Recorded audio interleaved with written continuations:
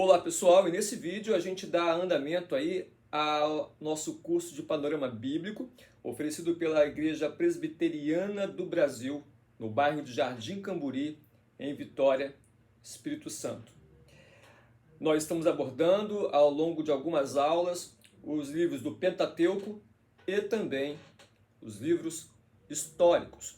E eu espero aqui nesse vídeo, de modo sucinto e resumido, falar sobre o livro que vai narrar a saída do povo hebreu do Egito.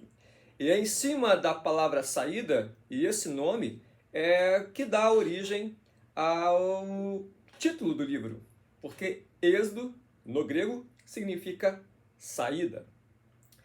O livro começa com a narrativa em que os patriarcas, ou seja, os filhos de Jacó, ou Israel, eles morrem, e inclusive José é levantado ao trono, o trono dos egípcios, um faraó que não conhece a história, não conhece o histórico do passado, ou seja, da vida do próprio José, e então ele fica preocupado com esse povo, que é estrangeiro, mas que vive em território egípcio ao norte, que são os hebreus.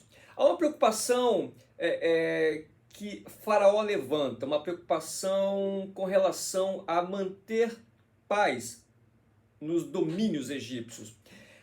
Israel está residindo na terra de Gósen, ao norte, e é justamente ali aonde faz fronteira. E há uma preocupação. E se povos inimigos vierem até a fronteira e dialogarem com esse povo hebreu? Será que isso é possível? Será que nós seríamos surpreendidos? Então vamos fazer o seguinte, vamos manter esse povo hebreu ocupado, vamos torná-lo escravo, vamos oprimi-lo. E é isso que acontece em Êxodo capítulo 1. Embora Faraó tivesse a aprovação popular e também do seu conselho para isso, fato é que Deus ele movimenta-se a usar mulheres para que Faraó fosse humilhado, como por exemplo as duas parteiras, Sifra e Puá, a mãe de Moisés e a irmã, Joquebede e Miriam, e mais, a própria filha do rei. 5 mulheres vão trabalhar, vão se movimentar para que, por exemplo, Moisés ele não morresse segundo o decreto do rei do Egito. E o fato do povo ser escravo já era uma promessa, já havia sido profetizado quando Deus fala ao próprio Abraão em Gênesis 15:13, dizendo que o povo seria numeroso e que o povo seria feito escravo em terra alheia. Ao longo de toda a narrativa, o personagem Moisés ele é protagonista em diversas partes dos eventos e Deus resolve ajudá-lo e incentivá-lo até mesmo a caminhar com o próprio Arão, que é irmão dele, a fim de que os dois viessem a ser o porta-voz, ou melhor dizendo, aqueles que iriam ir até o rei e tentar convencê-lo a deixar o povo ir. Você deve conhecer bem a história de que Faraó, por diversas vezes, nega, e então, em sequência, as pragas assolam o solo egípcio. Há uma poderosa ideia de que as pragas que sobrevêm aos egípcios, elas estão fazendo com que o povo entenda que as suas divindades não são párias para enfrentar o Deus dos hebreus.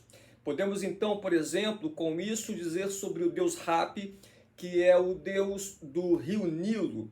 E a primeira praga é aquela que o próprio Arão fere as águas do Nilo e as águas são convertidas em sangue, ou seja, Rapi é humilhado. Então você começa a ver que o Deus dos hebreus está cada vez mais sendo conhecido naquele território. e o povo de Israel vai conhecer a sua libertação, vai ter uma redenção.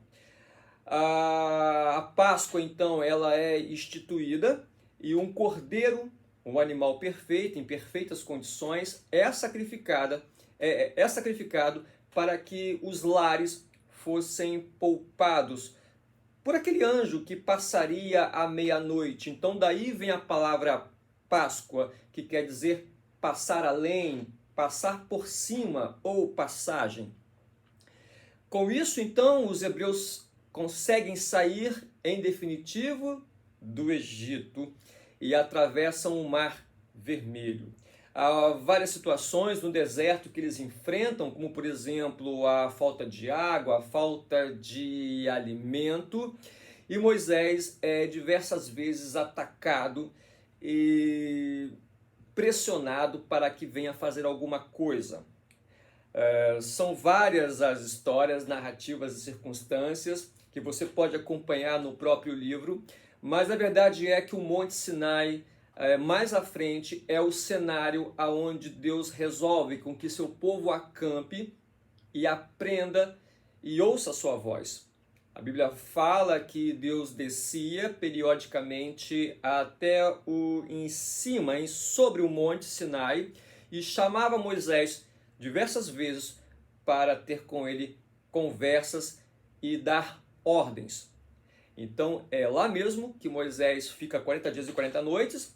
O povo já começa a ficar incomodado, achando que esse Moisés havia desaparecido ou até, quem sabe, morrido. Moisés recebe as leis e quando ele desce, ele encontra uma cena revoltante. O povo não estava se consagrando ao Senhor, mas muito pelo contrário, havia feito um bezerro de ouro e prestado culto a essa imagem. As leis, é bom que você saiba disso, elas não têm em si o caráter punitivo. Quando Deus dá as suas leis ao povo, é porque ele quer expressar a sua santidade e é um meio aonde o povo de Deus é chamado à santidade, ou seja, Deus mostra como o povo deve se relacionar com ele. Caminhando então em frente, o próprio Deus diz que quer habitar no meio do seu povo e dá ordens para que Moisés possa fazer o tabernáculo. O tabernáculo é uma barraca, é uma espécie de tenda aonde cercado era restrito àqueles que eram da tribo de Levi. O sumo sacerdote, o primeiro sumo sacerdote, Arão, é aquele que tem acesso ao lugar mais sagrado dessa grande barraca, o Santo dos Santos. E lá estava o móvel mais importante desse conjunto de mobílias, que é a Arca da Aliança. A Arca da Aliança ela tinha uma tampa de ouro, e sobre essa tampa 2 querubins, e o nome dessa tampa é propiciatório, onde Deus se fazia propício, aceitável, presente. O sangue de um animal inocente era então ali lançado, e isso era parte da lei. Os móveis, com seus significados, acompanharam o trajeto do povo, não só durante a caminhada dos 40 anos no deserto, como também eles foram colocados no templo quando esse foi levantado por Salomão. Assim a gente termina o nosso resumo do livro de Êxodo, entendendo que Moisés ele foi o grande profeta e o grande líder desse povo que agora caminha em direção à terra prometida. Moisés, embora fosse um líder, um grande homem, escolhido por Deus, não conseguiria ou não poderia fazer tudo sozinho. Ao passo que o seu sogro, Jetro, vê Moisés se desgastando por causa do método de trabalho que ele executava. Ele ouvia o povo com as suas queixas e a fila era muito grande. Com isso, Jetro, olhando, deu um conselho e aqui fica para nós aplicarmos a nossa vida. De que Moisés deveria se cercar de pessoas competentes, pessoas sábias, pessoas que não fossem avarentas, para ajudá-lo a dirigir esse grande povo.